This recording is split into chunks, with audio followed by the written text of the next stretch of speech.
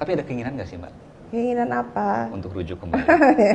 Ya nggak usah kok rujuk, kita nih hubungannya baik, tidak pernah ada perselisihan atau apa, nggak seperti yang di infotainment kalau ada orang bercerai terus harus ribut-ribut atau apa, ribut apa, kita nggak pernah ribut, kita selalu apa ya, satu suara, maksudnya kan saya punya anak, kita saling sama-sama membesarkan anak saya dan kita selalu komunikasi. Ya nggak ada Ini kita penting bahwa nggak pernah nggak bilang, nggak ada bahwa kita apa tuh berantem apa-apa, nggak ada. Artinya Jadi kan selama nggak usah cerita urusan rujuk-rujuk Iya. apa-apa, orang nggak Kalau pernah tidak ada rujuk, berantem ya. tidak pernah berantem, nggak usah bicara soal rujuk. Artinya selama ini informasi yang beredar, Mbak menikah tahun 83 dan kemudian ada perceraian di tahun 98, itu juga tidak benar.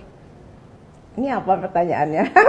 Itu yang kalau Mbak nggak keberatan, kami ingin klarifikasi karena itu yang selama ini beredar. Iya. Mbak menikah tahun 83, 15 tahun kemudian tahun 98 Enggak, bercerai. 98 sesudah itu kami memang berpisah. Ya udah, titik itu. Kan itu tidak perlu saya dalam suatu rumah tangga kita punya ini berpisah, nggak perlu diceritain ke orang-orang kan.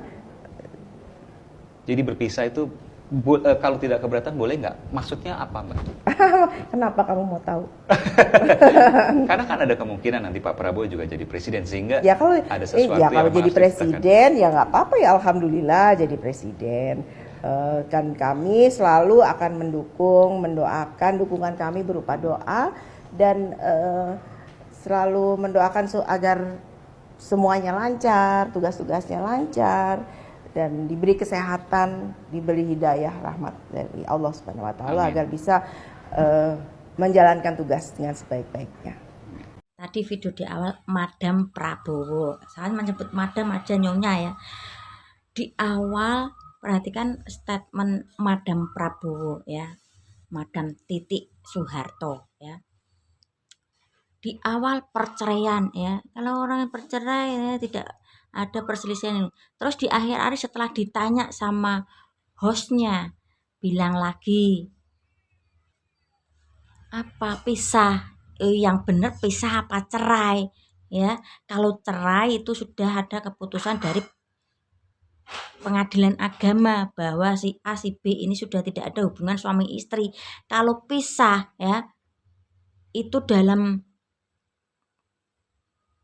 catatan apa tuh, tidak lali ya, yaitu masih resmi sepasang suami istri tapi catatannya resmi sepasang suami istri tapi tidak, mungkin bisa tidak satu rumah ya, atau mungkin lagi tidak satu ranjang atau satu kamar. Itu ya bedanya perceraian dan perpisahan ya. Pengadilan agama ya kalau nggak salah itu kalau mencari surat cerai itu ya.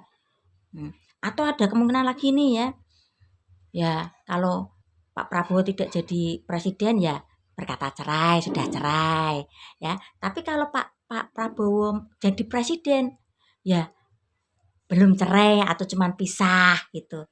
Yang benar yang mana ya?